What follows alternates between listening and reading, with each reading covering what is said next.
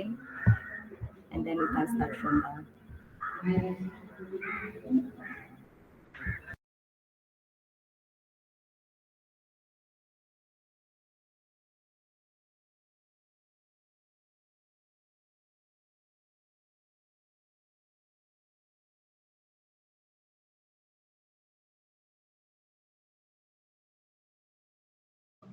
Hi, Nelly. Is this Nelly? Yeah, Nelly. Hi, Diana. How are you? I'm okay. Yourself? I'm fine. It's been a while. Umekujanga kutusalimia kweli? Nitakuja. I'll come. Yeah. Karibu sana. Where are you? Mombasa. Mombasa. Yeah, I came back. Okay. Yeah. Nice. Thank you for joining. Kumbe huko?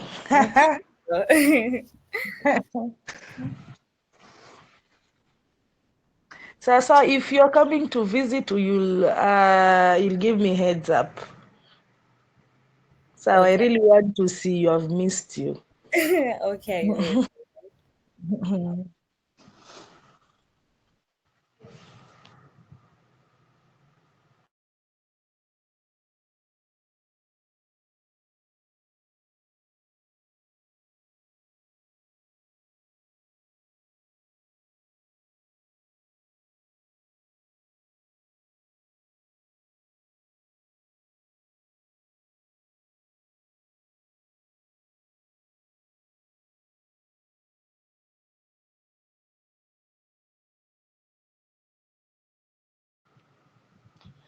D. Next time Hello. As we wait, tunaweza introduce and then get to know each other when you tuko kwa call as we wait for the others. Nice. I'll go first. Maybe questions for introduction, maybe something to say about ourselves. You can say your name, where you're working, or what you're currently doing, and then one thing that you are proud of this year.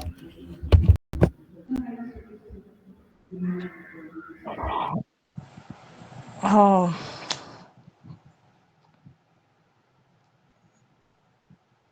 Okay, so my name is Eunice Atieno. I work with Hatua Network, and one thing that I'm proud of this year is, number one, I was able to enroll myself back to school, which is something that was one of my resolutions. Number two, I'd also planned to register myself as a counselor, which is now ongoing. So yeah, that's it. And I'm really happy for this year. This year has been good to me, and I'm excited also to learn more about freelancing from Eunice. Yeah, that's it. Thank you.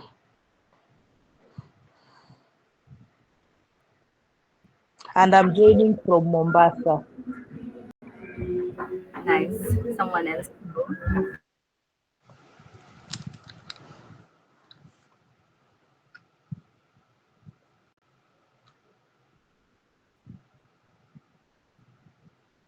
Good morning. Morning, Abed. Okay, my name is Hadi Abed. I'm working for Nordic Foods. One thing I'm happy and proud of this year is building a food safety management system from scratch. And also another thing is getting a promotion from a quality assurance specialist to a quality assurance supervisor. Yeah, that's what I'm proud of and happy. year, and I hope next year will come with a lot of good things. Inshallah. That's all.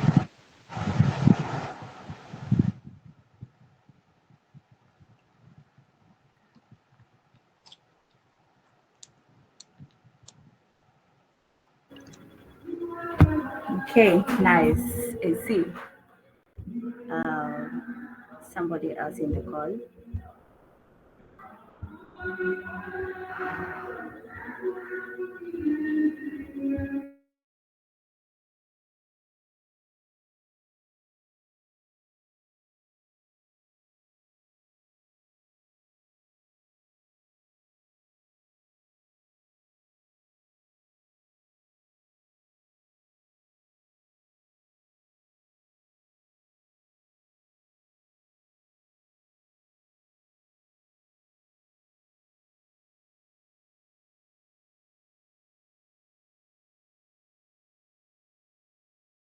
Nelly, you can introduce yourself, and then we can get James and then Mariam. Okay. Hello, everyone. Good morning. My name is Nelly Karemi. I am joining in from Mombasa. I am an administrative assistant and a fundraiser for nonprofits, currently working for Real Time Insights. It's a consultancy. And what I'm proud of achieving this year, wow, that's very broad. I'm happy about so many things. One of it being coming back to Mombasa. And yeah, looking forward to meeting you soon, just like Diana has mentioned, Diana Atieno. So looking forward to meeting you all soon. Thank you. Hello everyone, I'm James Mwadiga from, I'm now talking from Mombasa. I'm now working in Hatua as a library officer in charge of the operation of the library, including the three school libraries in Likoni and the main library at Ushindi. So what I'm happy about is I love what I'm doing. Yeah, I love what I'm doing. Thank you.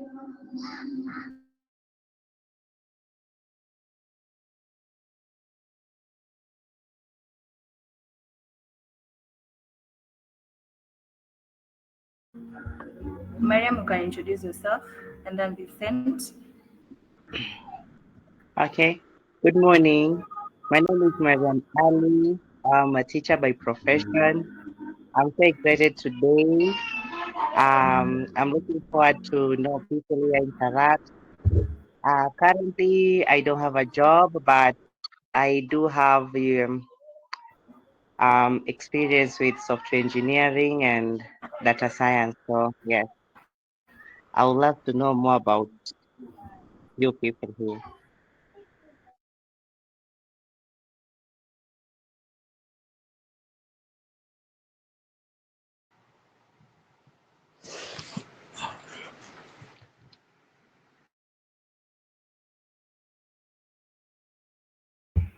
Vincent.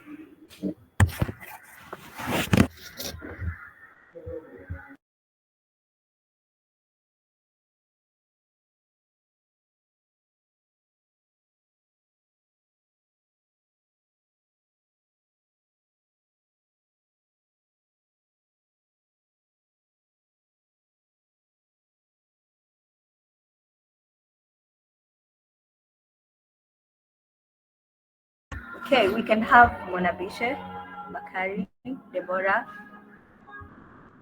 and then we continue introducing ourselves.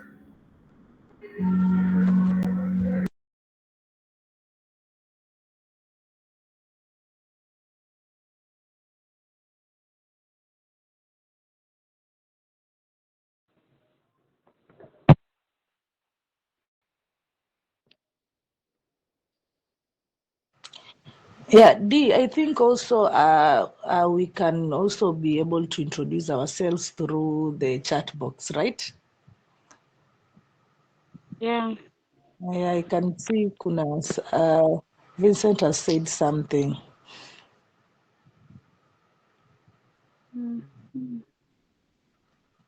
Oh dear, man.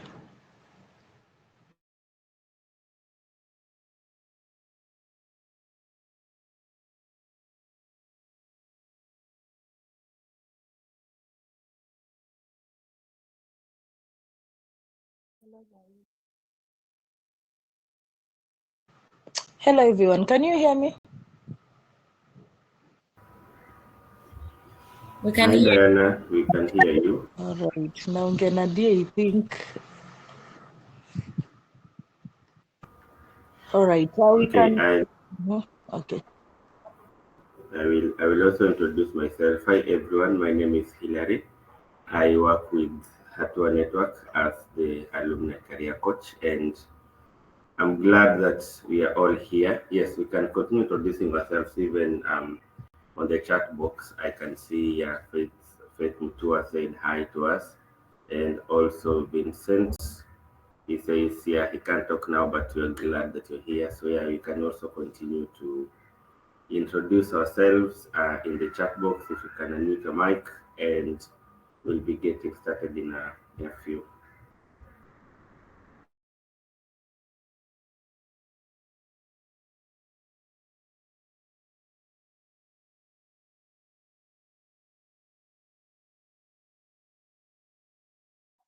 Hello. Can you hear me? Hi, Deborah. Hi, Hi. Deborah. Deborah. Actually, I, I, I'm a marketing agent in a real estate agency. I'm dealing from Nairobi. What I'm trying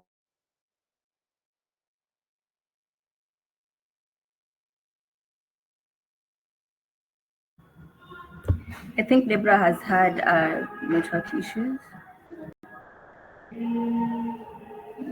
If you have rejoined Deborah, you can introduce yourself again.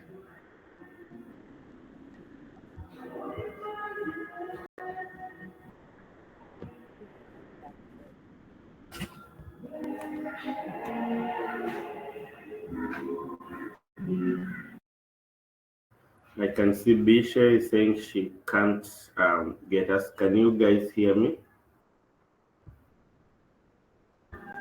Yes, I can. I can hear you quite clearly. Yeah, probably you can leave and then join again.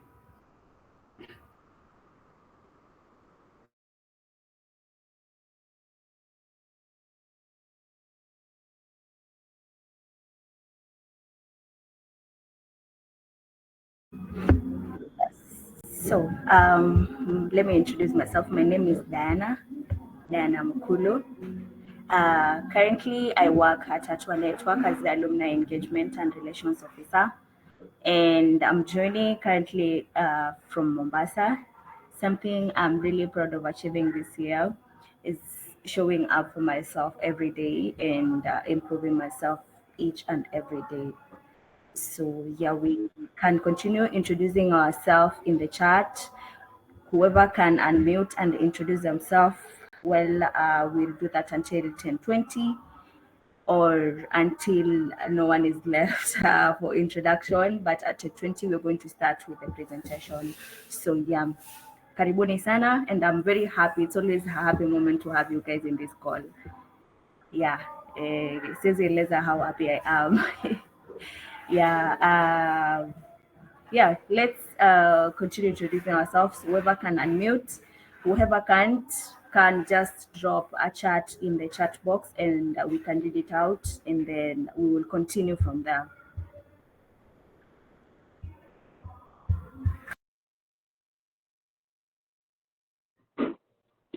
Good morning, everyone. Morning. Good morning. Morning, Okay, my morning, name morning. is a teacher at Bahari High. I'm excited to be here today. I look forward to our discussion. Thank you. Karibu sana Mwanabishe. Yes.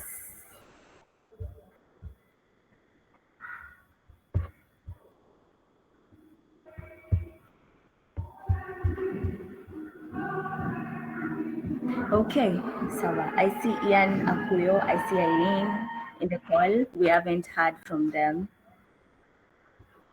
Yeah, Dana, that's so true. Some of them we haven't even seen them in a while. Let me start with myself. I need to see. Okay.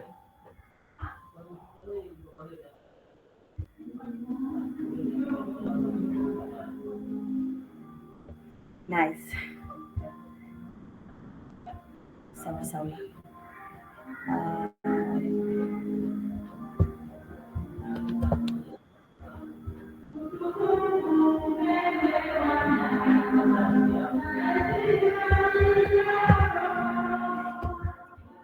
Yes, Ian, we can have Eunice introduce herself then, and then just go right in with the presentation.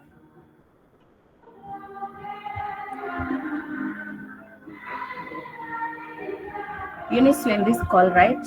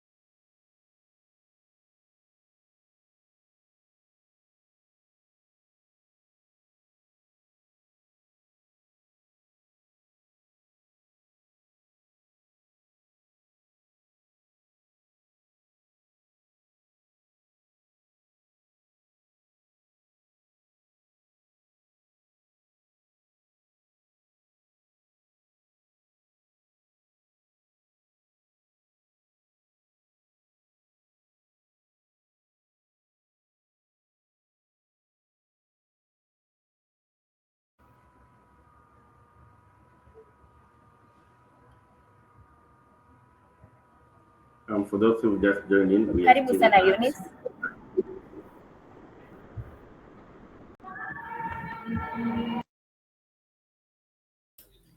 Hi Diana, good morning. Good morning, karibu sana. Asante sana, thank you. Itabidi tumeenda church by force.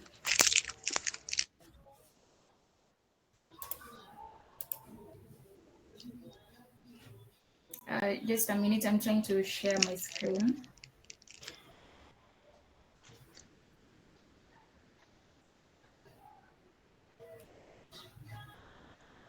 Yeah, that's it. So once again, thank you so much, team, for joining this amazing discussion on remote work. My name is Eunice Atieno.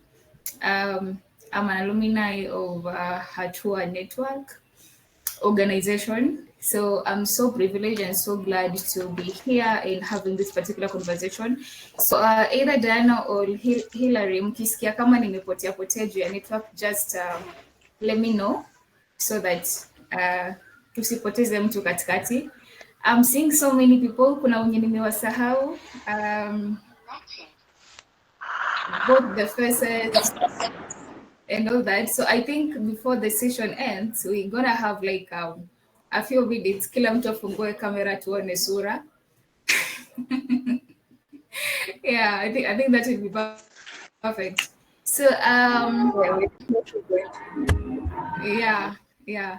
So for this particular session, actually, I don't want us to have like more of a lecture or anything. I want us to be very interactive, so that we can share our ideas and also our experiences of what we know about remote work and also branding and how you can upscale from working from an on-site to remote work or hybrid, any of the combinations.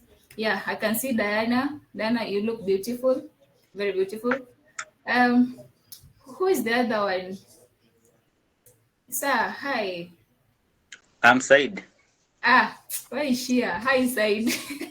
I'm good. Okay, perfect. So, and also, kama haujaji introduce, still feel free to do it in the chats. We're gonna read it in a while as we progress. So, just to begin, let's start with what we all know, or you as an individual, what do you know or what have you heard about remote work? Of course, feel free typing it on the chat session or feel free to unmute in the next 5 minutes. Let us know what you have heard or what you know yourself about online work, remote work. Yeah, let's go. Who is first? Okay, I'll go first, Eunice. Yes, Diana. Yeah. So what I know about remote work is simply just working from home, finding jobs that are on online that allows you to work at the comfort of your house. And yeah, it can be like different jobs, maybe transcribing, being a virtual assistant, etc. Perfect. That is from Diana. Thank you so much, Diana. Hi, Said. Yes, please. Yeah, whatever I've heard about online working, freelancing, it has always been negative, mostly from people. Most people, they tell me it's a scam. Don't even dare. So my entire life, since graduation, I've been shying away from online working, freelancing as you call it. So sijawahi jaribu mimi. Nilijaribu mara moja hivi nikaachana. Okay, that's Said. Said it's a lot of scam. It's like it's scam. That's Said. Diana, you raised your hand. Yeah, when I hear of freelance or remote work, I say I think of freedom because you have a lot of time on your hand and working from home from the comfort of your bed. You don't have to shower, beat jam, getting to an office and all that. So I think a lot of freedom and time. Okay, so Diana is mentioned about freedom. Thank you, Dee. Hillary. Thank you, Eunice. The first thing that comes to mind, I think I first immediately I thought of wash, and then I thought of forex when I hear of online work. So let's see what else it has. Thank you. Thank you so much, Hillary. The wash part. Okay. Thank you so much. Diana, please confirm for me if there is anything on the chats. I cannot read from my end because of the screen. So just confirm for me about that. So thank you. There are so many conceptions, there are so many myths about remote work and online work.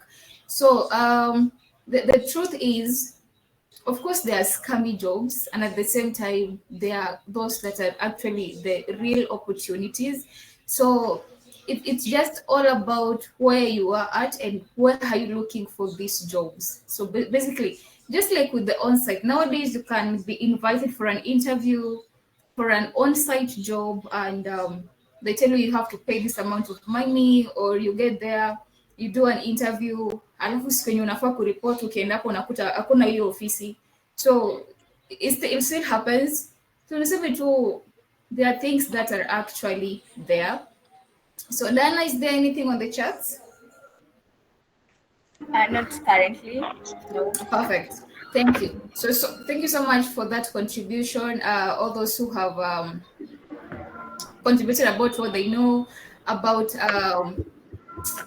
what is it called? The concept, what they have heard outside there about remote work. Some are so much discouraging. Zingine ni za ukweli, zingine ni za uongo. So all of them are there. So now I want us to play a very small game. So this game is like true or false. Dana Mukulu, yes? Have someone in the chat. Diana Atieno said she once opened an Upwork account, but till now she's never gotten any job. Okay, we're gonna get to that. Thank you, Dee. I'll get back to that. So we want to play a small game here, and it's a true and false game. So when I read it out, you can get your answer, put your answer on the chat so that you can let me know, is it true or is it false? There are 5 statements. I'll display them on the screen. So number 1 is remote work is only for tech people. What is your truth? Is it true or is it false? Basing on what you know. So what you'll do hapo kwa chat eka like number 1 alafu weke jibu yako so that you can know which is which. So kama venye Dana ameweka kama ni false or number 1 eka number 1 then false, then go to number 2. Then I'm gonna check all of them once I'm done. Yeah, like that, Hilary. Thank you. Then number 2, freelancing is unstable. Freelancing is unstable. Number 3, international clients rarely hire Africans. International clients rarely hire Africans. Number 4, you need perfect English. For you to be hired in remote work as a virtual assistant, general, your English has to be top notch. Hakuna mchezo hapo kwa kizungu. Then number 5, most remote jobs online are scam. Hapa najua Said atakuja kuandika yes kubwa with capital letters. Yeah, so number 5. So that's it.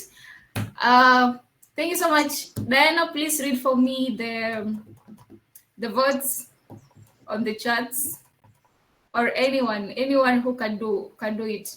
Diana Atieno, you there? Okay. So Diana Atieno said number 1 is false. Mariam Ali said number 1 false. Hilary said number 1 false. Dana Mukulu said 1 false. Irene Nabwire 1 false. Diana Atieno 2 true. Number 2, Mariam said it's true. I said it's true. Hilary said it's true. Irene said it's true. Number 3, I said it's true. Mariam said it's true. Number 4, I said it's true. Irene Nabwire said number 3 it's true. Mariam Ali said 4 it's true. Hilary said number 3 is false. So international clients rarely hire Africans.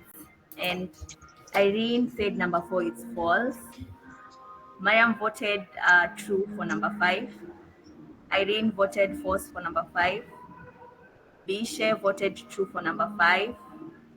And Diana said number 5 is a very big scam. So that's true. Number 5, I voted it's false. Hilary said it's true. It's a scam. Samantha said number 1 is false. Number 2 it's true.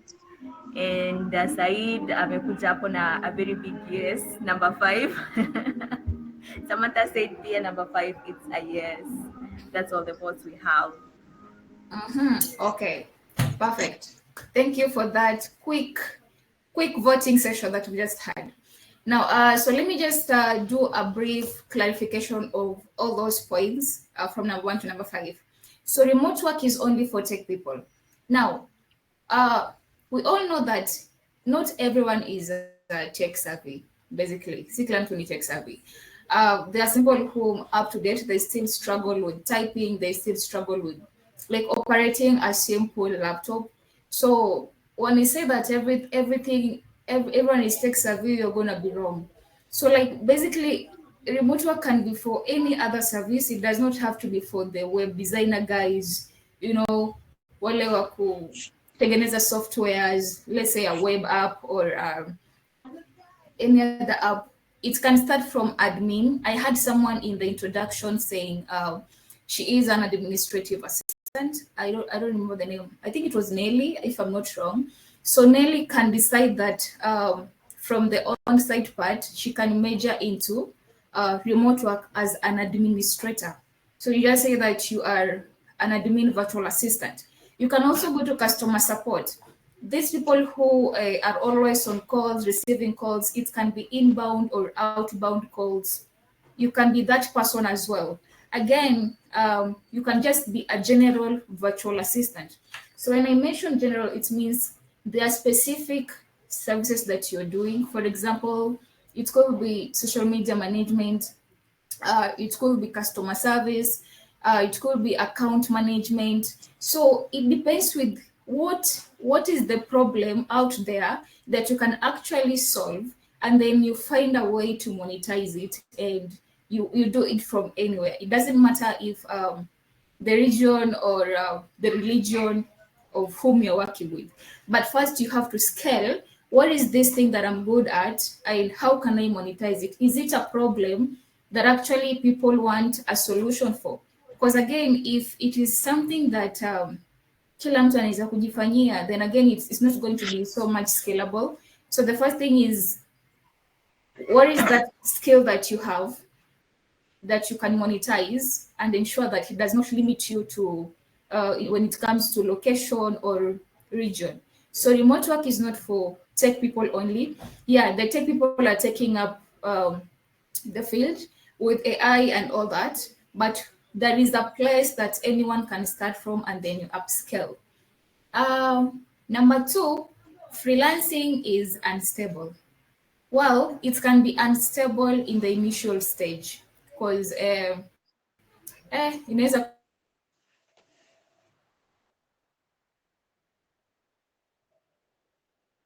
and also as you build your brand one step at a time. Because this is the thing, I always love to use this example. Today, if you want to buy something, let's say you want to buy a shoe, and umeenda Instagram, there is this friend who told you, I'm selling shoes. Then you come, well, you know what, before I go to this friend, let me check on IG or on TikTok. Why are you going to TikTok? It's because there is someone who has decided to showcase that particular shoe online, and it's easier to find them. So the more you put yourself out there, even if we're not going to buy it today, we can buy it tomorrow. So that is the thing.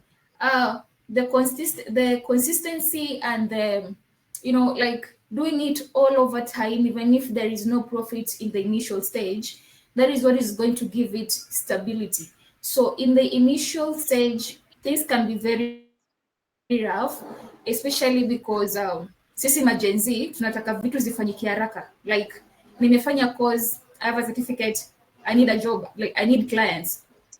It doesn't work out that way. Sometimes it does, but it also depends with how have you packaged yourself and how have you put yourself out there.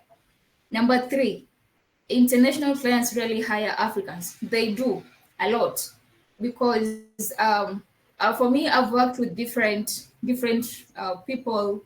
I've worked with people from China, from Nigeria. I've worked with Indians. I've also worked with my fellow Kenyans, the stubborn fellow Kenyans. We go to Mandamano, but we're still working. So you see, it doesn't matter. And the reason why they prefer Africans, actually, number one is because of our time zone difference. You find that these roles come as a customer support. They want people to be on call. So you'll find that during the day, they hire their own people. And during night, they will want the Africans now, sisi, tufanye hizo kazi. So you find that it's like a win-win situation. And then also with us, our cost is less as compared to how they would pay their own people. So of course they're going to be coming back to us. About perfect English. I always tell people there are some roles that of course you cannot apply, especially kama easy roles is cold calling and where you need to call a client and convince them to buy a product or a service. So at that point, there are those who are very specific on the accent. There are those who are very specific on pronunciation, how you pronounce certain words. So, but with my little experience, I don't really think for Kenyans to have that particular challenge. There are people out here who don't know English, like literally they don't know English. Mtu ana struggle na kizungu hadi unamwonea huruma. I can stay for like 5 minutes giving the person time to create a particular sentence, So with Kenyans where we are right now, or let me use Kenya where we are right now. Our English, by the way, iko sawa. It's so clear and it's so good. I think it's because of our educational curriculum or something of the sort. But we are much way better when you compare to other countries. Ushai kusikia Mchinese akiongea kizungu ama Philippine? You're going to get tired. achana na wao kwanza. Have like 5 minutes with a Nigerian in just a conversation. Utasikia tu na wao, God beg, like, so, and it's coming like ni automatic. Akupanga kusema hiyo God beg or anything, but ni juu wamezoea, so it's just there. So even in a meeting, you are just there, alafu the boss anakwambia, God beg, you did not do it this na wao, and you're like, oh, okay, na wao, we're in a Google Zoom, you know, like, what are you doing, man? So it's like we are somewhere already, so it's just a matter of us now, like packaging it and believing in the value that we give. So English, it does not really matter. What matters is the value and the skill, with an exception of the customer support roles. Differentiate between customer support and customer representative. This one in mbili tofauti. If ni customer support, if you're crazy, yeah, I know, right? So if it is for customer support, you know that you're gonna have to make some calls, you're going to talk with their people, so of course they will need that accent for them to relate with what you're saying. Kushema kidogo hawatataka, and in most of those roles you will have to do an English test, whereby they're going to test your pronunciation, your writing skills in like your level. So they have like I don't know if it's a B something, then a C something. There are different levels of those categories. Let me come back to Said. Most remote jobs online are scam. So as I mentioned earlier, actually there are those jobs that are scam.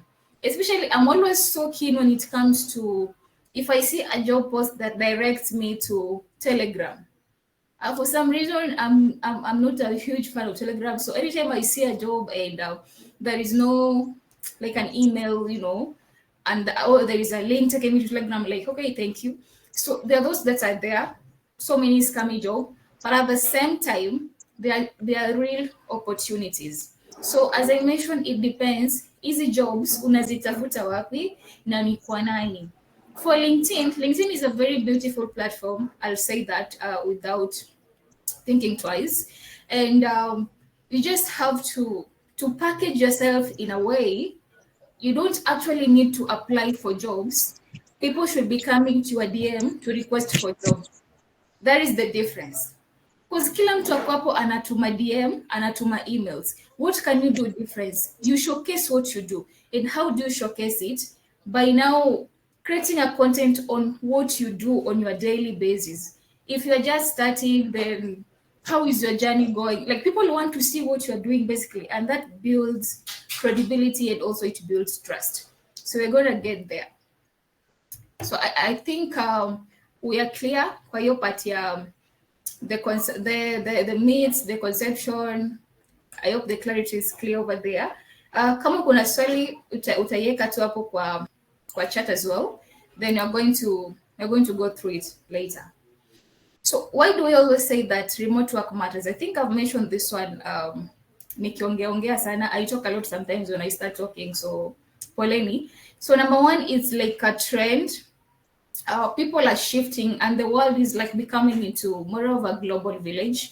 So you find that watu wanaanza mabiashara na kwanza biashara unajua au kwangi na like pesa kubwa umeka that you're going to employ so many people at once.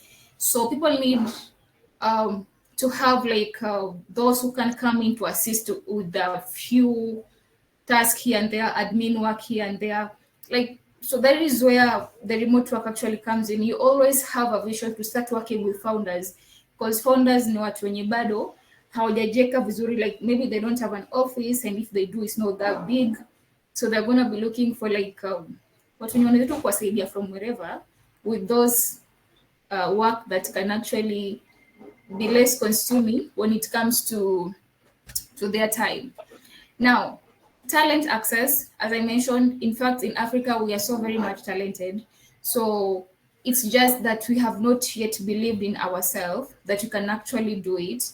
But we are heading there. If you check other countries like Philippines, they are really scaled, by the way, when it comes to remote work and virtual assistant. Even most of their job description umeandika Philippines only, Philippines only. Alafu unajangalia hapo na sura yako nyeusi, you're like, hey, I'm not a Philippine. But the future is always there.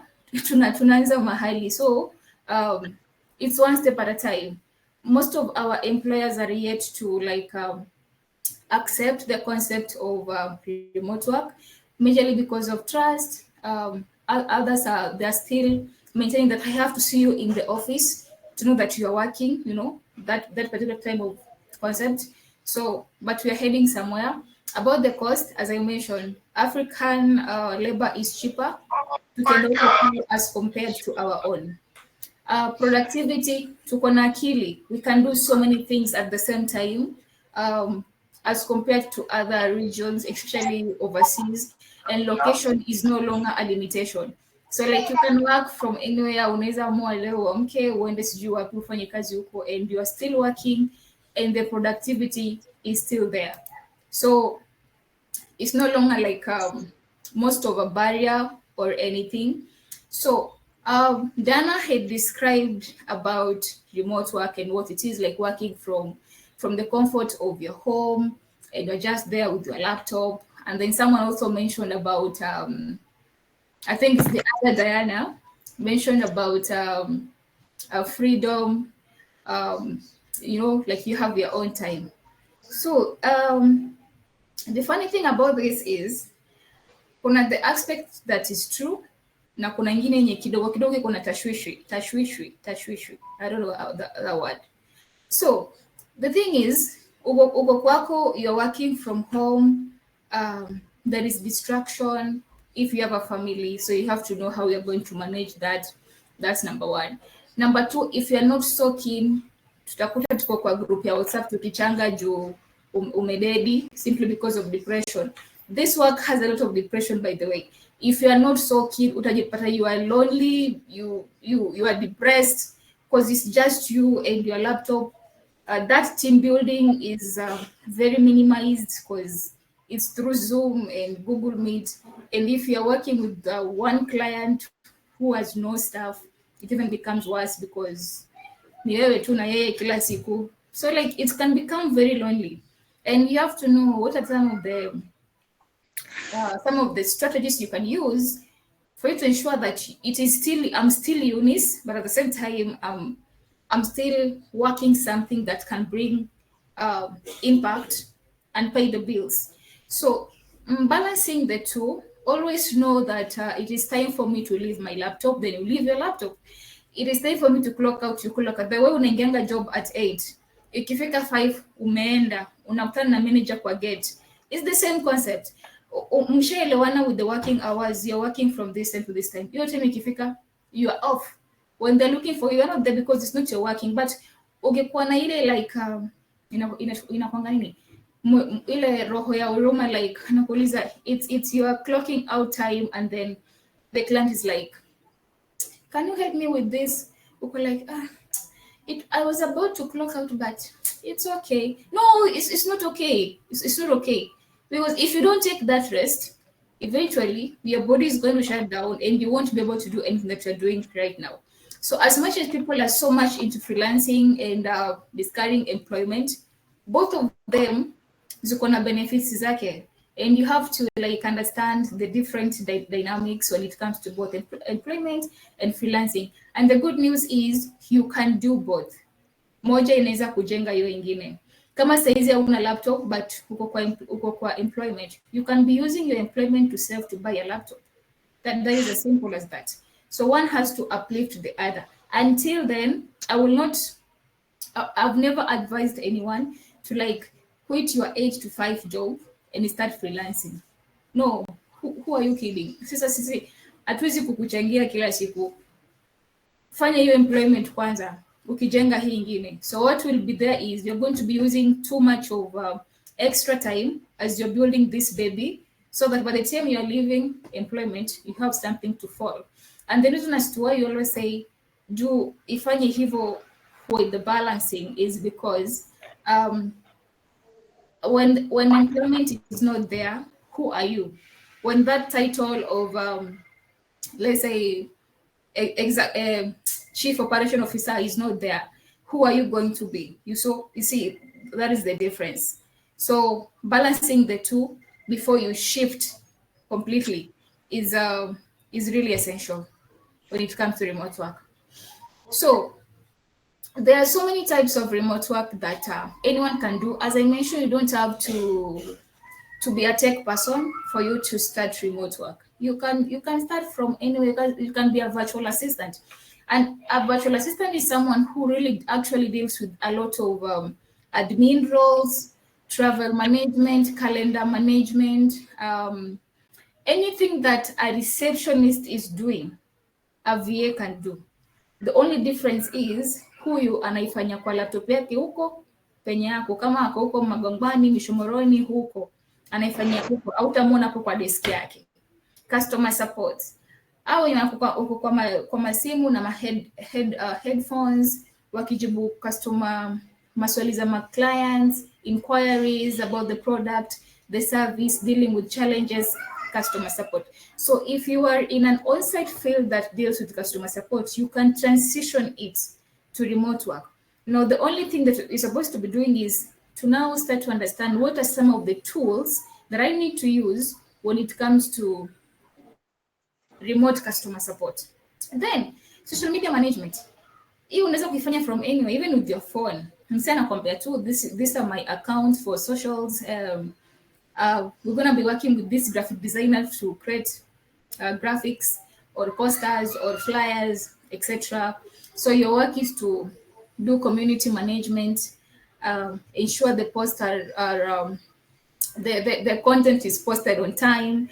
If it's LinkedIn, TikTok, Facebook. So if you are good with this particular thing called social media management, then you can do it. There are people who are so busy that they cannot handle it. So they one who can actually do it for them. Then you can also decide to major into writing and editing.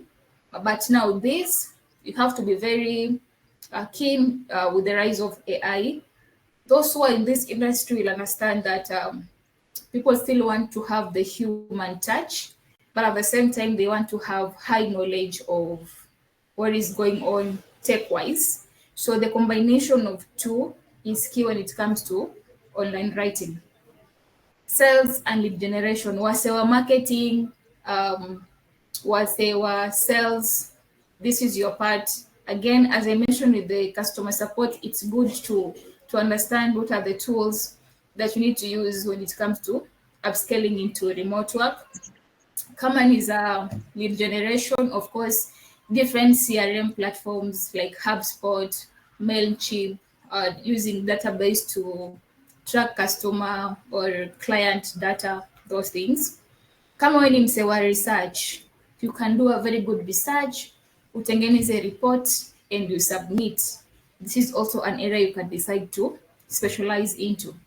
Project support, watu wangu wa project management, this is your part.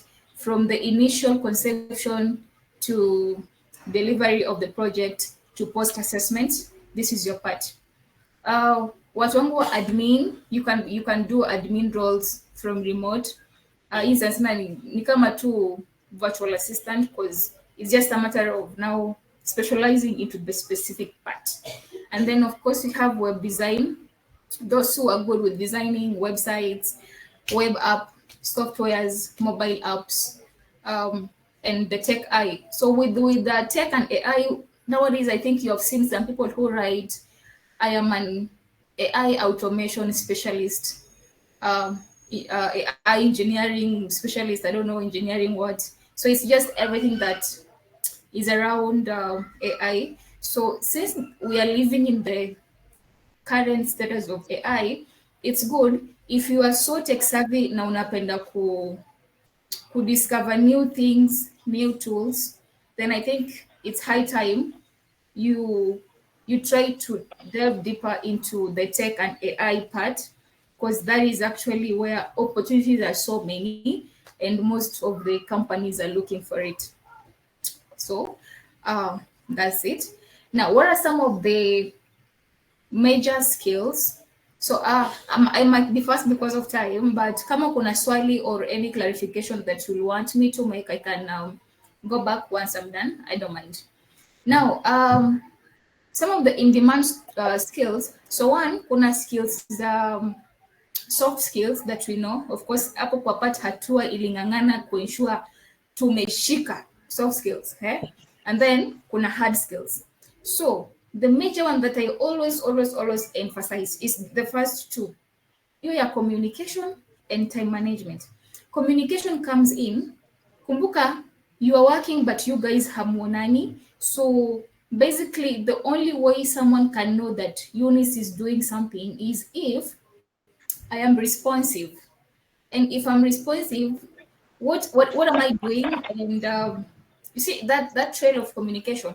Hi, I'm following up on ABCD. Hi, it should be ready by this time and that time. So that communication and etiquette, it's so key when it comes to remote work. Time management, no one is managing you at this particular time. Hakuna manager mwenye atakuja kuambia umefanya, haujafanya. So ni wewe ndo unajipanga before you sleep to close your day. You know tomorrow this is how my day is gonna look like. So like you plan yourself before even your client wakes up and akuharibie siku yako. Sometimes I always find myself nimepanga siku yangu, I'm doing ABCD, and then in the morning unafuta client anakuambia acha tusifanye hiyo tena, tufanye kitu kingine. So you see, but at least ulikuwa umejiorganize, so you just have to be flexible and ensure that you organize the way tunafanya kwa on site. You organize your work into what is important, what is urgent, and what can I do right now in the next 5 minutes or 2 minutes, and I'm done. Self-discipline comes from the fact that you know when to say no, and I'm sure sisi kama Gen Z hapo tuko sawa kabisa. Kama ni no, it's a no. So sometimes as a start, mtu anaweza kwambia I'm gonna pay you like for example $20 per hour, and wewe kwa kila yako unajua what I'm offering is more than, it should be more, so you'll be like it's okay, $20, that's fine. But umekubadilisha ndio upande because nile tu. So if you believe in what you're offering, kwa nini usiambie huyo mtu I think we can start with 30 or actually 25, and then once you see my work, we can have a sit down and discuss if maybe we can increase it to 35 or 50, you know. So at least this person will know like angalau naongea na mtu mwenye anajijua kuna kitu anafanya. There is no shame in negotiating, there is no shame in speaking out your mind, because we are past those times whereby clients are like yes all the time. Then proactivity, like you anticipate the needs of those particular clients before mtu akwambie next week nitakuwa na hii meeting. Tayari wewe ushajua mlidiscuss a month ago and you have planned for this meeting, you have reached out to the relevant people, and boom, wakati nakuuliza ulikuwa ushapanga. Like you anticipate the needs, that is what they want. Time zone management, sasa wewe unajua kabisa mimi naye kulala usiku is a problem, then why don't you find a client whose time zone is different with yours and you support them? So literally with time zone management, because that is what they're looking for, always ensure that before you go deeper into the application, uliza client, what time zone am I working on? Because there are those who are going to tell you like for example, it's Pacific time. You won't be working in the Pacific time, you'll be working in the Eastern time. So that confusion. And then time zone again, kama wewe ni mtu wa admin ama general virtual assistant, you want to schedule a meeting, it's very critical. Client wako ako Nigeria, mtu mwenye anataka kuhave a meeting na yeye ako India. If you are not so keen when you're planning a meeting, utashtukia kuna mmoja umemwekea mkutano saa 9 za usiku without you knowing, and by that time hata hautakuwa unajua. So like just understanding the time zone dynamics is very critical. I'm a victim of I've once scheduled a meeting for 2 a.m. and yeah, like some wishes of the sort, I don't know. So it's just a learning process and a learning journey. Then when it comes to communication again, where I'm going to emphasize, it's good to understand different cultures when it comes to communication. Watu kama Nigerians. So I'm saying this so that you can know ni watu gani you want to work with. Nigerians, those people are very bossy. Itabidi wanataka kulambwa for lugha yetu ya Mombasa, wanataka kulambwa miguu na mikono na kila kitu. So like they want to be called boss, they want to be addressed with the titles, you know. So if you're that person who feels like, nah, I can't do this kind of type of shit, then you unasema mean I'm not working with Nigerians, because that is how they are. They want to be addressed as they are. Sir, madam, boss, hizo. If you're working with the Chinese, mchina anataka wakati ana type like, hi Eunice, are you done with this? The moment amesend, wewe ushajibu. Like it should be ta ta ta ta. If you take like a minute kama haujajibu, hi, are you still working? Are you there? Is there a problem? You see, I don't know if it's coming from trust or whatever, but that is how they are.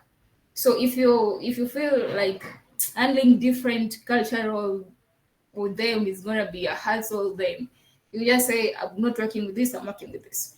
So those are all the cultural dynamics that we need to understand. The more you work with the different people, the more you are going to know, I can handle this, I can't handle this, I can take this, I can't take that.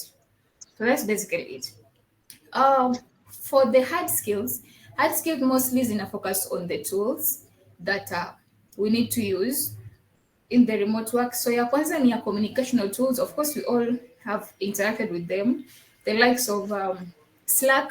Slack is a tool of communication. Wenye ametumia Slack tuone kwa ishara ya mikono. Who has used Slack before? Maybe in their office. Nice, Diana. Okay, Maria, yes. So Slack is a very big tool of communication in the remote world. Nelly, I see you. Perfect. So that is what they use to communicate. It's easier because sometimes WhatsApp unaweza kuchange simu ama uchange number, upoteze documents, upoteze chats. So they prefer an understanding of Slack. Number 2, we have what you call WeChat. WeChat is like WhatsApp, but it's a little bit different when it comes to features. So it's also a communication tool, like come to message or whatever, or WhatsApp, but it's called WeChat, WE, then chat. And then, of course, we have the likes that we have been using, like the one I'm using right now, Google Meet. We have Zoom, Google Workplace, you know, those are all the channels of communication. So the idea is not just for you to know how to use it, it's also for you to understand how to set it up. If you're working with a coach who does, let's say, for example, coaching sessions, then you have to have the idea on how to create breakout rooms, how to create polls, votings, you know. So like the difficult aspect of it. If you want to be into social media management, of course, there are tools like HubSpot, Zoho, zenye you can plan content and you schedule it based on kama ni content ya leo, unaweza kuiweka iende kesho, you see. So every specialization has a specific tool. Watu wangu wa customer support, marketing and sales, you have to have an understanding of CRM tools or CRM system. Mailchimp should be your friend. HubSpot again should be your friend. Project management tools should be your friend, the likes of Trello, Asana, Notion, all those. So challenge inakwanga, we want to learn all these tools all at once. It's not possible. So literally, the more unashuka chini ukirealize this is what I do and this is what I want to do, then it becomes easier to know what are the tools that I can specialize in for me to be effective. As simple as that. We cannot learn all these tools. Hata mimi mwenyewe kuna zenye bado sijui. Naonanga kwa application I'm like, okay, hii nao ni gani? Because I cannot, siwezi kushika zote. Na kila siku zinakuja mpya. So just know your skill, your specialization, stroke your niche, then know for my niche, what tool do I need? And of course, the basics ones for everyone is a communication. All of us have to master that. So under the hard skills, it's more of tools. Under the soft skills, it's more of communication, proactivity, and professionalism. So these tools, you can learn them from anywhere. Unaweza kutafuta mtu akutrain for VA skills. You can decide to join the online courses, and I've always advised, if it is online courses, at least you have an accountability partner whom you are going to be doing it with, and you also challenge yourself. YouTube is a good place, but again, YouTube, at least have a background of what you want to do. Then later on, you can now check the videos za Wahindi huko kwa YouTube wakiongea Kihindi. It's a hassle. Communities and mentorship, there are so many remote VAs out there. So now the thing is, who is who, and what are you going to get at the end of the day? Because there is no need for you to pay like 6K, 5K. Alafu nakwambia this is a 1 week session, and after that amekuachilia huko. No support for opportunities. Ama mtu amedisappear. Like find a real impact that you know, at least nikitoka hapa, and you should be ready. Never invest in remote work if you're not ready to do the work.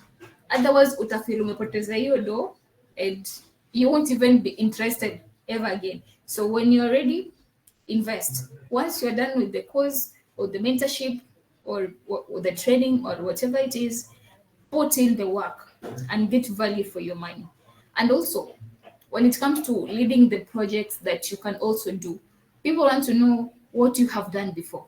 So have a case where you can showcase your work, even if it's just a dummy project. We have all worked. We did a tour project. This is some of the things you need to see that you have done before. So people always tell me like, so mimi sijafanya anything, what should my portfolio have? Create a dummy project. Call your friend. Umwambie cheki, nimekuweka hapa kama mtu wa kuweka testimonials. So you want you to Anna, please mute. Thank you.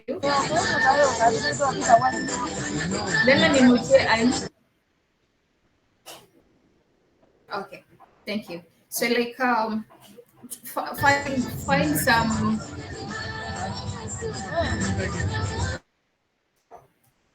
and to just use your music. So like find some self projects that you can do, so that you can also build your portfolio. Now into the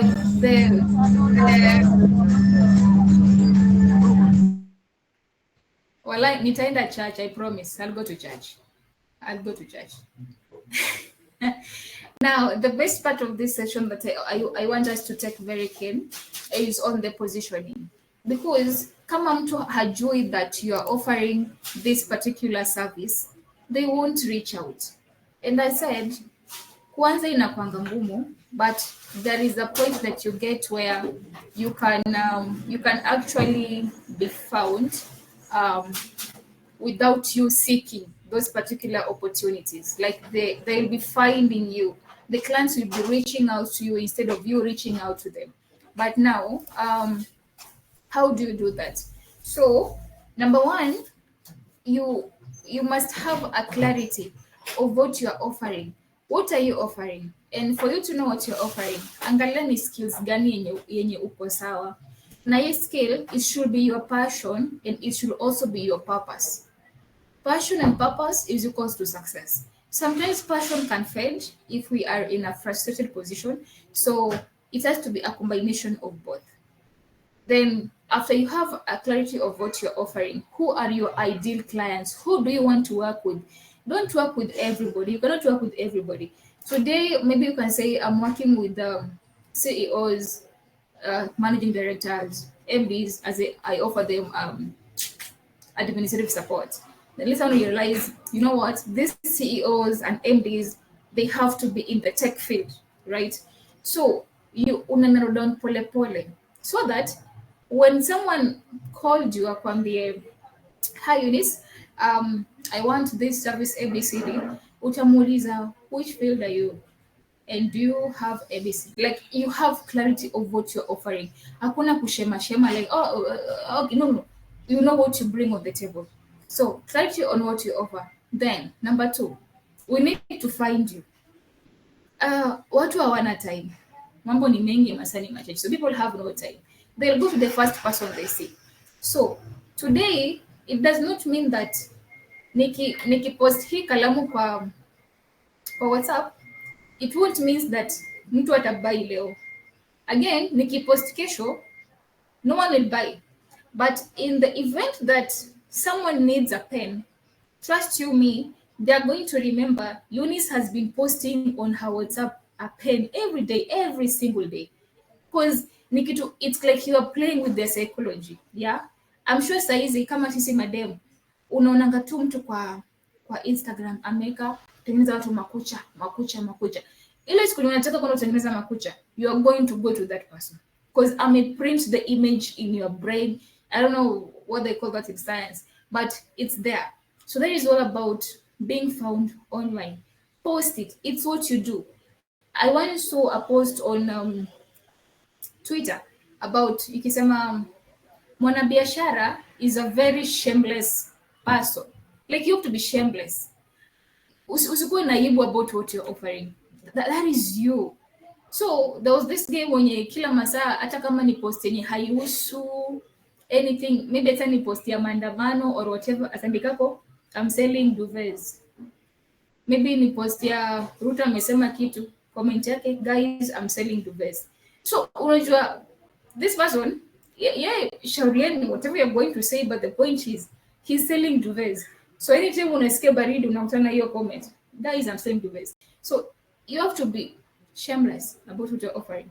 And shameless, it means like, first of all, you're proud of it. You know what to bring on the table. And you know that people can find you somewhere. Because with time, when you have like imprinted a picture in the mind of your ideal clients, they're going also to build what you call credibility and trust. So how can you be found online? Number one, I know watu wengi wako na negative feelings about LinkedIn, but mimi LinkedIn is my biggest format where I find a lot of clients, and I don't find them. I rarely pitch. I'm not so much of a fan of sending cold pitch and all that. I do that through content. So someone can just come to my LinkedIn account, they read out my profile, they read about my post, and they're like, she does ABCD. In the next 1 to 2 minutes, utajua who I am, what I do, and who I do them to, and how I do them. So, hizo vitu ni ngapi? I don't know. Who you are, what you offer, how you offer it, and who you offered it to. Those 4 things. It answers the question that any client will want to know. As simple as that. So a strong LinkedIn profile should showcase those 4 things. But before create hiyo, tafuta kwanza, tumeanza hapo kwa skills. Then this skill, is it your passion? Then who do you want to write? Who do you want to serve? And who do you want to work with? Then of course a clear modern CV. There are so many people nowadays who are CV creators guru. But just find someone whom you know that their work is good, you have seen them doing it. Waambie wakutengenezea CV basing on your skill. But now in this CV, make sure I mention how you work with people in these particular roles. What are the challenges that you solve, how you solve it, and what was the impact. It has to show very clearly. And most of the remote CVs, they're like maximum 2 pages. Awatakangi a long CV. Napo kwa CV pia, there should be attached or a mention of you are good with the remote tools. It has to be outlined. Kama wewe into customer support, of course, the CRM tools have to be mentioned. Kama wewe into accounting, hizo matools za Zapier, hizo matools za Airtable, all those tools have to be mentioned there. So as we said earlier, know your niche, then narrow down to the tools that you need to understand. Then a portfolio. Ni lazima, because they'll always kuuliza wapatie portfolio. Portfolio inaonyesha what you have done. It shows your skills. It shows whom you have worked with before, and it shows what was their testimonial about you. So it has to be captured well. If it's something that you are starting from the scratch, just create, especially on the projects, create a dummy portfolio, like what you have done, and something that you can actually explain to a client for them to understand that you have done it before. So it has to be there. They'll always kukuuliza wapatie CV and also wapatie portfolio. Portfolio can be in either a PDF form, or you can decide to have like a platform, for example, Notion, and you create your portfolio on that platform. So anytime someone aikuuliza share with me your portfolio, you can just copy and paste the link na unaenda kuipata huko kwa your platform. So for me, I use Notion and it's been good. A niche specialization is very important because you cannot wear a million hats. So you have to have one specialization, which is your skill, and it should be your passion. And then now you get better at it every single day. That is how you position yourself. And once you have set all this, now it's about time to market yourself. You have to be a marketer by fire, by force. You have to be a marketer. You have to tell us that you are there, you are available online, you're ready to work with us, and we can always find you. Ukiamua mi platform yangu ni LinkedIn peke yake, perfect. Go there, connect with real people. Don't connect with anyone. Connect with real people. So coming into a freelancing, of course, you're going to be connecting with either my founders, my CEOs, COOs, those big people. And then I'm going to also be connecting with people when you are kwa niche yako. So kama mimi ni executive assistant, I'm going to be connecting with my fellow virtual assistant and executive assistant, and I'm also be connecting with my potential clients. So I won't be connecting with any other people. There is no point of having followers who don't really bring impact. Yeah, so that's it. And apart from that, LinkedIn also is a place that you unasonga kila siku unapata new things, new ideas from thought-minded leaders. So it's not like you have to take and consume all of it. You just filter and pick what is the most important. So my emphasis should be on your CV, your portfolio, your LinkedIn profile. But this should be after umejua wataka kufanya nini, wataka kumfanyia nani, na utaifanya vipi, na utaiuza pesa ngapi. Hizo. I don't know if there are 4 or there are 3. So that is all about the positioning part. And yeah, that's it. That's it for the positioning in terms of LinkedIn, in terms of even you can actually go further to social media management for yourself. Like you decide I'm gonna open TikTok account, YouTube, Facebook, and tell people about what I do. No harm. It's a free world. People want to know what you're doing out there. So you just have to be proud of it. Yeah. I think I'm done for the bigger part of presentation. I'll just take in the question, but before that, so I'll just share my short story about how I got into this particular field. So first of all, I discovered remote work. I think it was way back in 2022 when I was doing my attachment in one of those companies in Mombasa. It's called Close the Gap. I don't know if any one of you have done an attachment there. Yeah, so I was there, and during my attachment, I met this lady. She was also working from there. I can't remember her name, but she came to me and she was like, "Hi, Eunice, I love what you're doing. You've been here for a short period of time, and I see something in you. So basically, I have a friend mwenye, I'm Besuria kuhusu Lex program, and this time they have been partnered with the Mastercard Foundation. So basically, they're not going to charge you. So I don't know if you are interested. If you are, I can show you some loops on how to register and all that." So that conversation, I joined in the course. I didn't pay a cent. So yeah, God is good. So yeah, I did the course, and a few weeks to the course, because that time I was doing my attachment in the same company, and they were so good enough for me also to like have time during my internship in that same company to do the course during the lessons, the discussions. So that is how I got it. And once I was done, I bought my laptop, my first laptop with the with my attachment money. I think they used to pay us 12K a month. Yeah. So I saved, bought my first laptop, and I found my first client in the same organization, because it was a co-working space, so different people could come there. So ile kuongelesha watu, mtu anaona yenyewe, alafu mazee, unajua mimi nafanya ABCD, so tumesema lazima wakuwe shameless. Ya unaenda na, by the way, I do this, can I hivyo.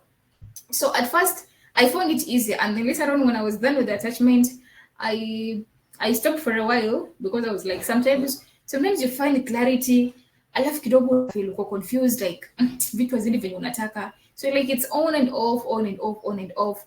And then last year is when I was like, you know what, I want to focus on this like fully. So there has been, it's not like a walk in the park all the time.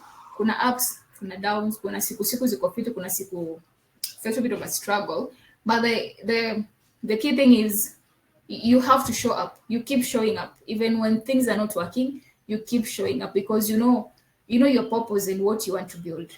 So that is how I transitioned and got into the remote space. I still work hybrid sometimes. I have some clients who require me in the office like once a month or twice in a month, and I still do it. And for the last point, Jama, remote work si lazima who earn in dollars. No, it's not a must. You can quote your services in dollars, but I'll pay you in Kenyan shillings. It's okay. So, kama like tusianze na ile mindset ya it has to be international. It can be here. You can be still earning that 80K, but from here you can still be earning in Naira for Nigerian, or for the Switzerland CFH. Like it can be anywhere, but just know where to start from, because you all have to start somewhere. So mtu akikwambia nifanyie customer support for 1,000 per day, it's okay, because unaanza build it polepole. Tumia huyu client wa kwanza kutengeneza your own profile and your own portfolio. Yeah, I think I'm done from my end. I'll take questions. Diana, sijui kama kuna maswali kwa chats. Yeah, we do have a few questions. Dana asked if she would like to know your journey when you started. How long did it take for you to be stable in terms of stable income and having enough clients? Okay. So I think I got serious in the end of 2023, and that is when now I was like, I need to like start building my online presence, telling people what I do, and I think that is how it also builds my confidence and my credibility. My first client, my first client, I got my first client the moment I was done with the LX course. It was from the co-working space where I was doing my attachment, but he was a Mzungu who was a Kenyan, like he lives in Kenya. And then for the global part of it, my first client globally, I got it, I think it was 2024 around November, and she was from the Philippines. Yeah, she was from the Philippines. She was dealing with the brand, but she found me on LinkedIn. I saw the job. I just sent with an email. I sent my application, did the interview, and that's how it goes. Now, mimi nikipatanga client mmoja, I shout about it. Like I just shout. All of you have to know I'm working with the Philippines, so that wewe mwenye uko hapa Kenya ujue you are losing. You are losing or not working with me. So like I have to shout about it. And the more I shout, the more wengine wana feel jealous, alafu wanakuja. So yeah, next question. Okay, we see what you've done there. So Hilary asked, I think it's the time you were talking about people like a client requiring you to be from a specific place. So Hilary asked, how would they verify that you're not a Philippine if the role is remote? Okay, so basically there are some positions or there are some roles that are advertised, and you find that wameandika hapo Philippine based only. If you see that, my G, usijisumbue kuapply. Wewe si Philippines.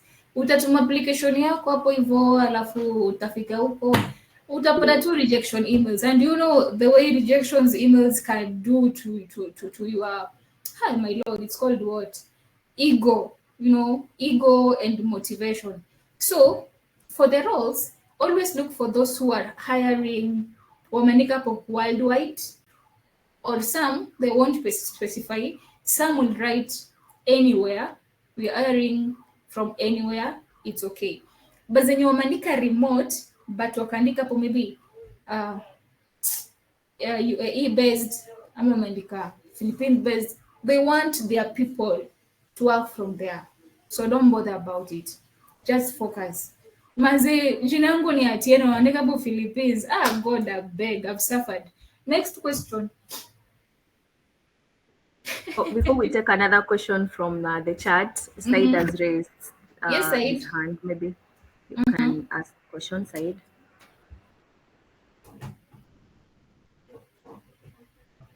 Said, if you're talking Once again. Good morning once again. Good morning. Okay. Among some of the work that you've outlined there, that somebody can work remotely, there is what you have highlighted called online writing. Online writing. So with online writing, how does it work? Because I've heard, I don't know if it works with all of the jobs that you have outlined there, because most of the people that I've had doing those jobs is that you have to own an account, and the account, usually somebody tells me that I have to pay like 100K, 100,000. So I wonder, like, where do I get such money? And I'm a beginner. How do online writing? Some I see my colleagues owning, making a lot of money, but they tell me to get such an account. For you, you'll have to pay something. Can you please highlight and expand on that? Okay, thank you so much for that, Said. So basically, for the online writing part, yeah, we have those buying of the accounts, and the challenge is you might actually be having the 100K and you end up buying either a fake account or account that is about to close. So it's a little bit tricky, but I'll suggest you handle it in two ways. So number one, it's either you work with the second party, whereby this person already has an account and he or she has clients. So what he does when work comes, he or she can wire some of the writing works to you. Then number two, if you don't want to work with the third party or the second party, you can decide to be working with agencies. There are agencies that are doing that particular kind of work, and they liaise with writers. So at this point, you won't be like need to buy an account or get an account with anyone whatsoever. What you just gonna need is to basically just work with this person and do for them their writing. It can be a blog or on the website, something like that. So working with agencies. So just narrow down and search what are some of the agencies that are hiring for writers or content writers, copywriters worldwide, and you work with them. Okay, thank you so much. I've removed some cobwebs in my mind. I'm glad. Deborah? Yes, that's how.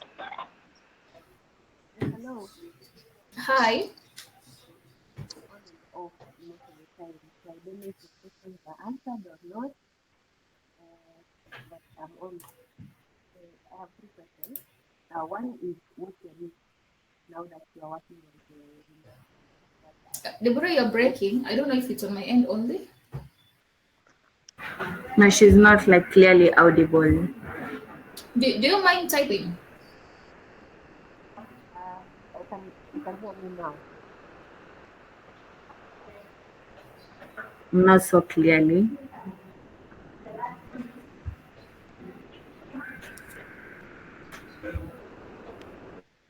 Hello. Hi. Yeah, that's better. Okay, so I'm asking, what's your niche? Your specification. I'm an Field. Yeah, now that you're working on the remote one, yeah. And then the second question was about when you're talking about LinkedIn. Basically, Nonanga, like LinkedIn is a platform where people go and post jobs or look for jobs, right? So I'm asking, can you do sales on LinkedIn where maybe your job is to work with direct clients, yeah? And then, okay, that's the question. Can you do sales on LinkedIn? Like the way you are saying, you post what you do, and then people find you, and then they ask for your services. That question I've forgotten. I'll remember when you answer the two. Okay, thanks, Deborah. So number one, yeah, my niche is on executive virtual assistant, and what that means is I work with startup founders, I work with coaches, and I also work with basically the C-suite executives. So anything along that is what I do, and that is on the remote side. Then I also support people with online event coordination, majorly like what Dana Mukulu is doing right now. I do it, but I offer it as a service. And then, of course, there is the training part, the coaching part on remote work. But the biggest scaling is on the executive support, where I support the C-suite exec. About LinkedIn. So LinkedIn has a place called Sales Navigator, whereby you can find anyone you want to work with. You can get the emails, the contact information, but that is using the premium version. Miss J to me a premium version of LinkedIn. So I don't know how big the impact is, but of course you can. There is something called Sales Navigator on LinkedIn itself that you unai access ukilipa premium account for LinkedIn so that you can do your sales. But of course you can be posting your services and your product on LinkedIn, just not directly. It has to be like in the content form. It's like you are telling a story, and in a manner, in a way that you know who you are speaking to. So you speak to those people like ni kama unawapigia story, but in a nutshell you are selling, unawambia this is what I do. So anytime that you want to have this particular kind of thing, you can always reach out to me. So that there is a way you can put the selling part if you don't really want to like buy LinkedIn premium version and use the Sales Navigator. I don't know if I've answered it clearly. So you actually get direct clients from LinkedIn, where someone can tell you, I read a story about your post and I'd like some of your services. So that's how you get your clients. Yeah. Jo mimi sijui kufanya, I'm not so good with marketing. Mimi najonga kama unataka kununua kitu mazee, wewe si ununue tu. Like mbona nikuforce ubai. So like my lord, it's a struggle, but that is how I get mine. That's how I get people. Yeah, I found my third question. Is there a time you say you don't have clients, like a long period of time where umeka and you're like wondering, where am I going to get these people to get my services? How long was the period and what did you do to get off that period? So mimi niko na kaujanja kidogo. I always ensure that in my short-term contracts there is also a long-term contract in it. So the longest period that I've stayed, let's say like without a client or anything, it was like 2 months. But these 2 months, I had an on-site job that nilikuwa nafanya usiku. But it was on-site, but nilikuwa nafanya usiku. But there are those moments, actually. There are those moments. So that's why nikasema usiwahi quit on-site job yako. If you are not yet so sure about the remote space. Oh, sorry, so you break here wapi. But what I'm saying is the longest period nilikaa bila kupata client was like 2 months. Yeah, 2 months. Okay. Thank you. Thank you, Deborah. Diana, you can proceed with the chats. Okay, nice. So Mariam asked, did you do some certifications that gave you an upper hand or on your journey?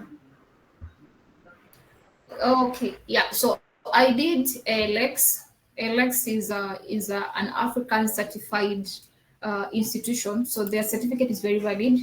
The most the competitor wa ALX is Maitwaje, Udemy. Udemy in a compete na ALX because the certificate is internationally recognized. So if you have not done ALX and you want to do a course, you can check Udemy. I think their cost pia si mbaya sana with their packages za kutrain.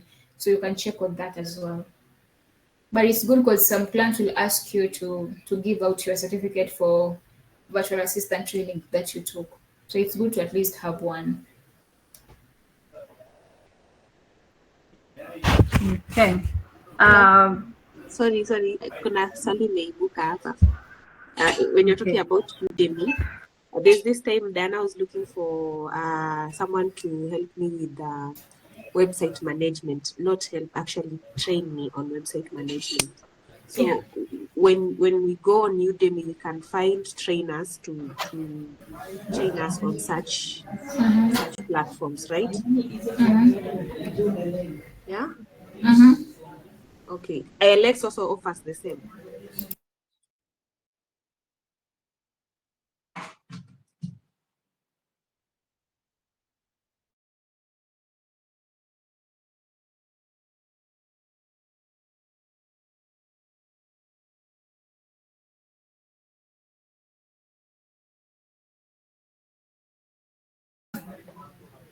Sorry for that. Hey, Deborah. It's just a clarification. I'm good with that. I'm good with that. Okay, perfect. Any other question from the chats, B? I know we are running out of time, so Okay. There was a question about. Let me get this right. Some of the challenges of remote working.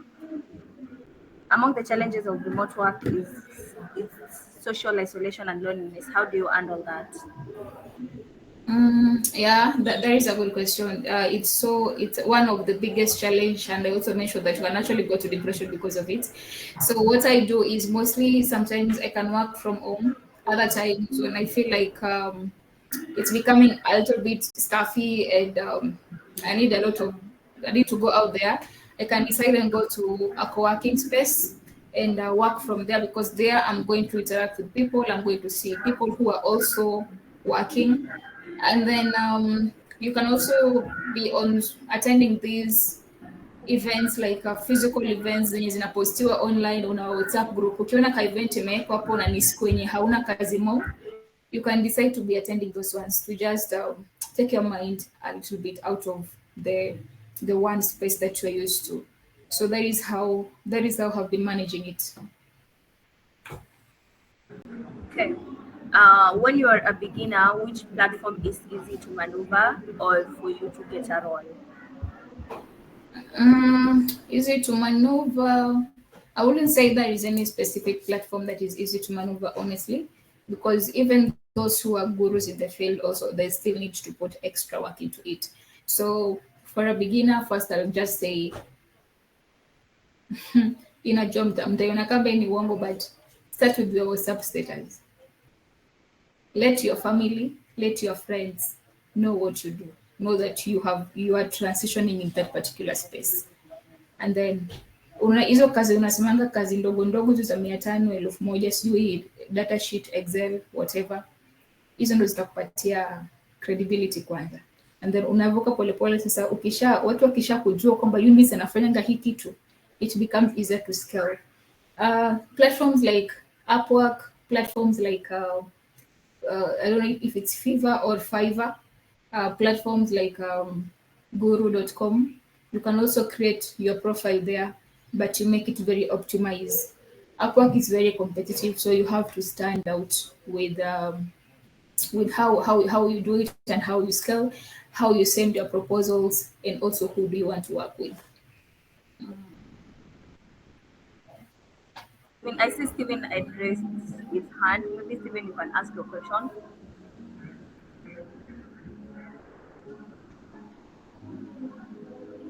As we wait for Stephen, Nelly, you can ask the question. Okay, Eunice, as we were talking, I took a peep into your portfolio.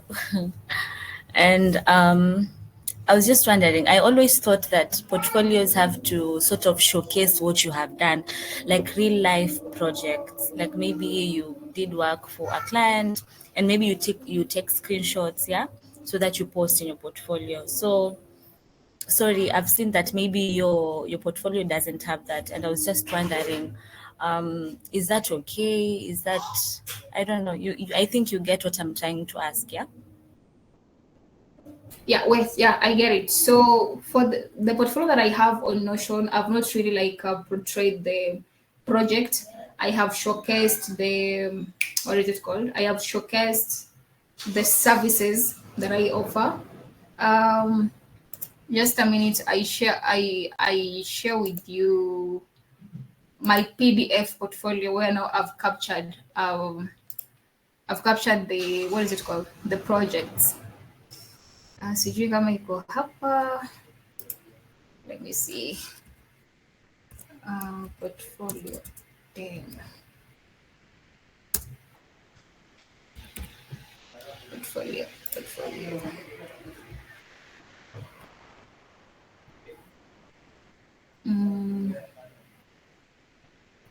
It's here. Do we work with? Where is it?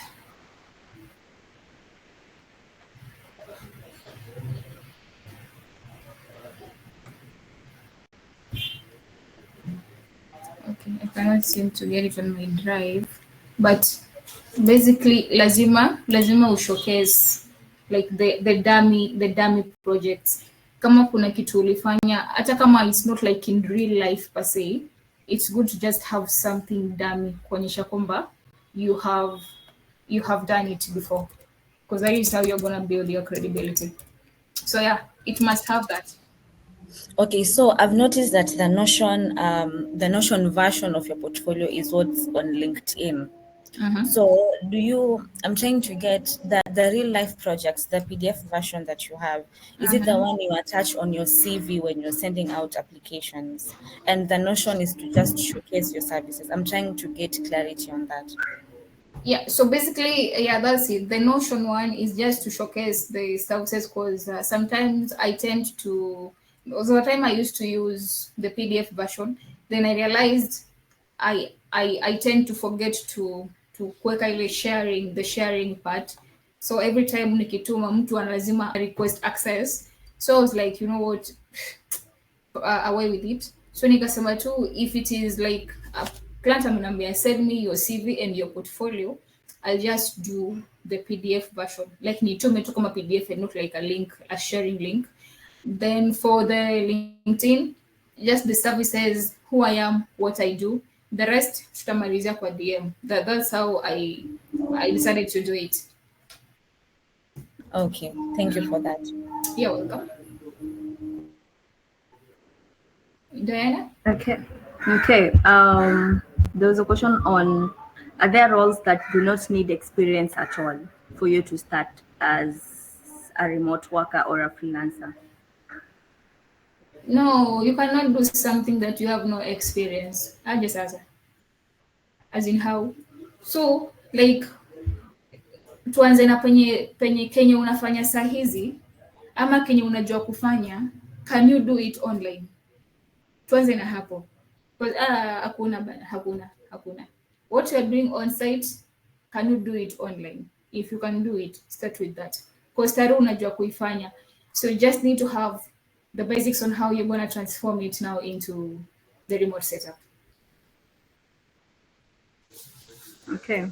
There is controversial conversations about that you need a US number or a proxy for you to apply for a remote role. Is that true? Yes, it is true. You can lie today. A client anaweza ingia box, but naye akikuja kurealize you're actually not in the US, it's gonna be messy. And nowadays watu wanaanikana like crazy, especially with the different platform. Unaona kama LinkedIn mtu anaweza kukuandika vibaya, Maclans wananika mawatu wananika maclans. So like, just be real. You are in Africa, you are in Kenya. That's enough. Just say you are in Kenya. If they don't want to work with the Kenyan or they don't want to work with an African talent, that's okay. But there is no need to navigate into vichochoro and stuff like that. That is where now the scammy part comes out, because unaweza kudanganya huko US, you get the number and everything, and then as you go by, shit happened, then they realize you're not actually in Kenya and all that kind of stuff. So those shenanigans of having US number, Chinese numbers, and whatever, it works, but at what expense and at what cost? To pay your account and the numbers as a free at some point. Okay. Maybe someone who has a question, you can unmute and ask. Okay, No? Eunice. Yes. I'm asking on my side, my procurement officer. I've not heard anything related to procurement that has been mentioned among the roles that somebody can do online. Yes, can there be roles of procurement? Yes. Online. Yeah, you can be. You can formalize or you can specialize in as a tender specialist. I think you guys do tenders, right? Tender specialist or contract management specialist, but it's still under procurement. The a bit of logistic and dispatch also, the people who need that. So like, yeah, bado kuna kazi zenu as well. So ni ile tu unai break down into what works in that particular field. So yeah, kuna tender, kuna contract, kuna dispatch. What else have I seen? I think I know of those three. Yeah, I'm sure of those three. Okay, thank you. Just a request. I'd like after this meeting is over, you send me the templates in my email. Okay, no worries. Okay, thank you. Okay. If there are no other questions, I think Stephen always said great presentation, big up Eunice. Rukia Abdallah said she loved it. And yeah, thank you so much, Eunice. And a very great presentation. Thank you, Diana. I appreciate it. Thank you. Diana. And yeah, it was a very nice session. Everyone can agree that I've learned a lot myself, especially the tools. I have a lot that I'm going to research on, and Eunice is always available. If you have a question or a follow-up question, you can go ahead and ask Eunice, and she will be there to answer. I have had a few personal sessions with her before, and she's always ready to help with anything, especially if you're an alumni. Thank you so much, Eunice, for always showing up for the community. And imefika ile time sasa for us to put on our cameras, maybe to have a photo, a screenshot of us of this webinar for remembrance. Bado tuko na photo ya the first one yenye tulifanya. We also need to have memories on this one, so whoever can anaweza fungua kamera yake for us to have a photo for this.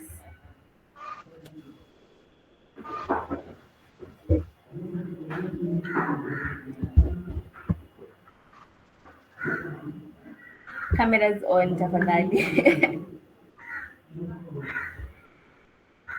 Diana, Nelly, Anna, Debra. Cameras on.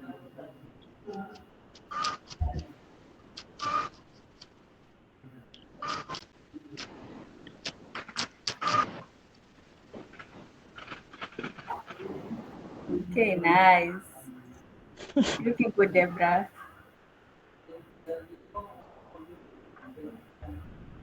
Najua watu wengine hata hapa hawajuani, hawajui hiyo Nana, si ndio?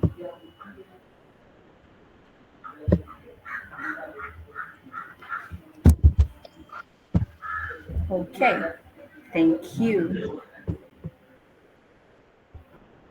So asanteni sana, and see you on the next one. Have a lovely weekend.